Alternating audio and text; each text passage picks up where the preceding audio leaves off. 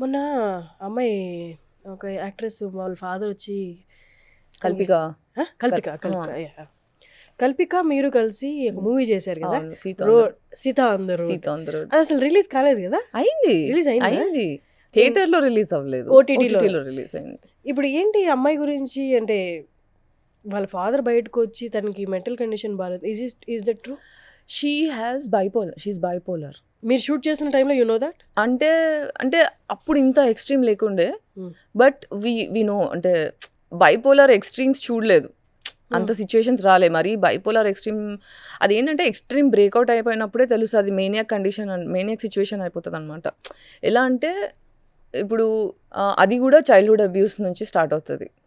That is also trauma response. She did, of course she did. ఊరికేనే అలా అవ్వరు కదా ఎవరు. So she has been through a lot. అవన్నీ ఇప్పుడు ఏమన్నా ప్రూఫ్స్ బయటికి తీసుకొస్తే తప్ప మనకి జస్టిస్ రాదు.